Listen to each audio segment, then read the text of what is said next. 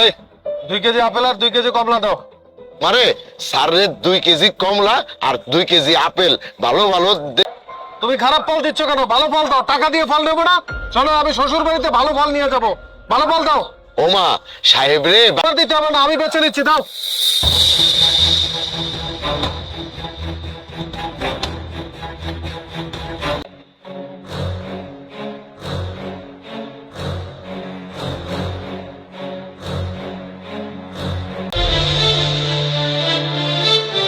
এই কয় টাকা হয়েছে? স্যার কমলা হইলো 180 টাকা কেজি, তা 800 টাকা স্যার।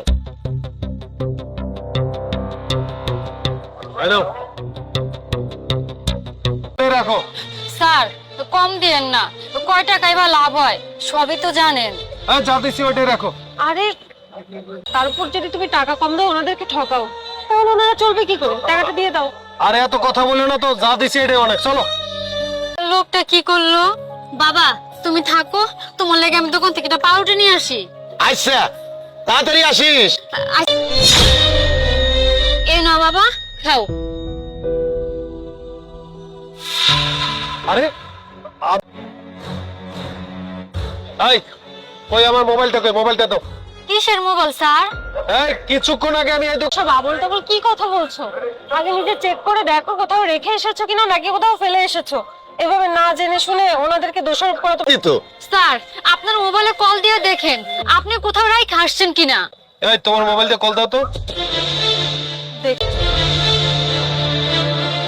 ফোনটা বন্ধ বলছে। এই তোরা বাপ মেয়ে মিলে আমার ফোনটা মারিয়ে দিছস। বিশ্বাস করেন আমরা মোবাইল পাই নাই স্যার। এই ফকিরের বাচ্চা, মিথ্যা কথা বলছ। বাবা আমার বাবা তুমি কেন ওনার কাছে বলতে গেছো? দেখলে না পশুর মতন ব্যবহার করে গেল। বাবা তোমার কি অনেক লাগছে? না রে মা, ওই স্যারের থাপ্পড়ে আমি কষ্ট পাই নাই, তাই কষ্ট। অনেক ক্ষুধা লাগছে। আম্মা আমার একটু সাহায্য করেন, ক্ষুধা লাগছে অনেক। আমার কিছু খাইতে দিবেন? আপনার খুব ক্ষুধা লাগছে? আচ্ছা ঠিক আছে, আপনি ভিতরে আসেন। আপনি এখানে বসুন, আমি আপনার জন্য খাবার নিয়ে আসতেছি। ময়লা রোগ জীবাণু, আমি যদি সোফায় বহি তাহলে সোফা নষ্ট হয়ে যাবে, আমি এমনি ঠিক আছি। আরে না না, আপনি সোফায় বসেন, কোনো সমস্যা নেই। ম্যাডামে কত বড় লোক, তবু মনের মধ্যে কোনো অহংকার নাই। আমার গায়ে ময়লা, এই নিন। মাংস দিয়ে কতদিন ভাত খাই না ম্যাডাম।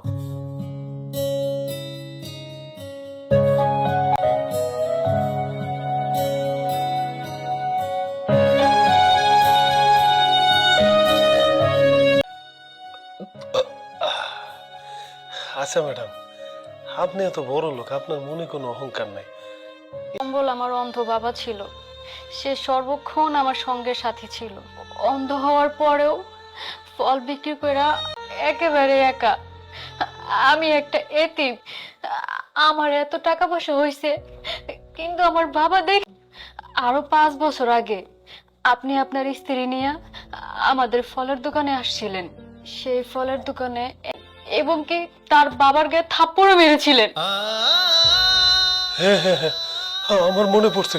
তাইলে তোমার আর তোমার বাবার সাথে অনেক অন্যায় করছে, যেটা করা আমার ঠিক হয় না। টাকার অহংকারে আমি পাগল হয়ে গেছি। মোবাইলটা অন্য একটা চোরে নিছিল। মোবাইল পাওয়ার পরে আমি অনেক অনুতপ্ত হয়েছি। তার কোটিপতি হয়েও ভিক্ষুক হয়ে তোমার বাসায় খাইতে আইছি। আজকে তোমাকে দেখে আমি অনেক কিছু শিখলাম। তুমি একটা আমার জন্য একটা অভিশাপ ছিল, আমি সেটা পরে বুঝতে পারলাম। আল্লাহ ছেড়ে দেয় কিন্তু ছাড় দেয় না। বেশি বেশি করে আল্লাহকে ডাকুন, দেখবেন সব ঠিক হয়ে যাবে। বোন, তুমি আমাকে ক্ষমা করে দাও, আমি অনেক অন্যায়। আপনি যে আপনার ভুল বুঝতে পেরেছেন, এই জন্য আল্লাহ আপনার প্রতি অনেক খুশি হবেন। আমিও আপনাকে মন থেকে